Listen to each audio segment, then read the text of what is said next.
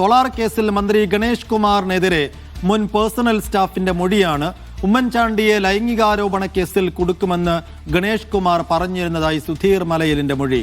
Solar പരാതി ഗൂഢാലോചനയുടെ ഭാഗമെന്നും കൊട്ടാരക്കര കോടതിയിൽ നൽകിയ സാക്ഷിമൊഴിയിൽ പറയുന്നു. സോളാർ പരാതിക്കാരിയുമായി ഗണേഷിന് അടുത്ത ബന്ധമെന്നും മന്ത്രിസ്ഥാനം തിരികെ നൽകാത്ത ഉമ്മൻചാണ്ടിയെ പാഠം പഠിപ്പിക്കാൻ ഗണേഷ് തീരുമാനിച്ചിരുവെന്നും മൊഴി. 2011 മുതൽ 2013 വരെ പേഴ്സണൽ സ്റ്റാഫ് അംഗമായിരുന്നു സുധീർ. ലിജോ റോളൻസ് വിശദാംശങ്ങൾ നൽകും. ലിജോ, ഒരുപക്ഷെ കേരള രാഷ്ട്രീയത്തിൽ വലിയ കോളിളക്കമുണ്ടാക്കാൻ കെൽപ്പുള്ള ഒരു മൊഴിയാണ് ഇപ്പോൾ പുറത്തു വന്നിരിക്കുന്നത്. ഇത് എന്നാണ് ഈ സുധീർ കോടതിയിൽ ഈ മൊഴി നൽകിയിരിക്കുന്നത്? എങ്ങനെയാണ് ഇപ്പോൾ പുറത്തു വന്നിരിക്കുന്നത്? എന്താണ് അന്ന് സംഭവിച്ചതെന്നാണ് സുധീർ പറയുന്നത് കോടതിയിൽ?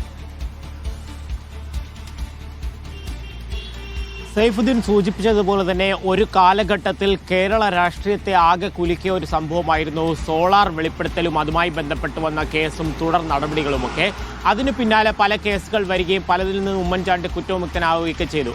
പിന്നാലെ ഇപ്പോൾ ഈ കൊട്ടാരക്കര കോടതിയിലുള്ള കേസ് ഇതാണ്. അതായത് ഈ സോളാർ വെളിപ്പെടുത്തൽ നടത്തിയതിന് പിന്നാലെ പരാതിക്കാരി നൽകിയ പരാതിയിൽ 4 പേജുകൾ കൂട്ടിച്ചേർത്തത് ഗൂഢാലോചനയുടെ ഭാഗമെന്ന് കാണിച്ചുകൊണ്ട് അഭിഭാഷകനായിട്ടുള്ള സുധീർ ജേക്കബാണ് പരാതി നൽകിയിരിക്കുന്നത്. അതായത് ഒരു പൊതു താല്പര്യ ഹർജി നൽകുകയും തുടർന്ന് കോടതി അതിൻ്റെ 244 സ്റ്റേറ്റ്മെന്റ് ആണ് ഇപ്പോൾ എടുത്തുകൊണ്ടിരിക്കുന്നത്. കഴിഞ്ഞ ദിവസമാണ് കോടതിയിൽ ഇത് സംബന്ധിച്ച് ഈ സുധീർ ജേക്കബ് ഹാജരാക്കിയ പ്രോസിക്യൂഷൻ ഹാജരാക്കിയ ഒരാളായിരുന്നു ഈ സുധീർ മലയിൽ എന്ന് പറയുന്ന ആൾ. അയാൾ 2011 മുതൽ 2013 വരെ KV ഗണേഷ് കുമാർ മന്ത്രിയായിരിക്കുന്ന സമയത്ത് പേഴ്സണൽ സ്റ്റാഫ് അംഗമായിരുന്നു.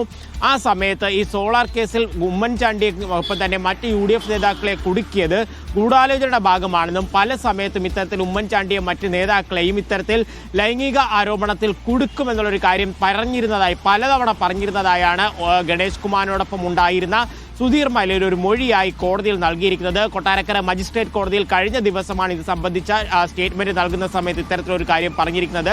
വളരെ ഗുരുതരമായിട്ടുള്ളൊരു കാര്യമാണ്. സൈഫുദ്ദീൻ സൂചിപ്പിച്ചതുപോലെ തന്നെ ഒരുപക്ഷെ ഇനി തെരഞ്ഞെടുപ്പൊക്കെ വീണ്ടും അടുത്തിരിക്കുന്ന സാഹചര്യത്തിൽ വലിയ രീതിയിൽ ചർച്ചയാകുന്നതാണ് ഒരു കാര്യം കൂടെയാണ്. കാര്യം ഈ അടുത്താണ് ചാണ്ടി ഉമ്മൻ പത്തനാപുരത്ത് വന്നൊരു പ്രസംഗം നടത്തുന്ന സമയത്ത് ഈ സോളാർ വിഷയമൊക്കെ പരാമർശിക്കുകയും അതിന് മറുപടിയായി ഗണേഷ് കുമാർ വളരെ വലിയ രീതിയിൽ അതിന് പ്രതികരണമൊക്കെ നടത്തുകയും ചെയ്തു. അതിന് പിന്നാലെ ഇത്തരത്തിൽ കോടതിയിൽ ഒരു സാക്ഷിമൊഴി വരുന്ന സമയത്ത് ഈ സാക്ഷിമൊഴികളുടെ അടിസ്ഥാനത്തിലാണ് ഇനി എന്തൊക്കെ വകുപ്പുകൾ ചുമത്തി കേസെടുക്കണം എന്നൊരു കാര്യം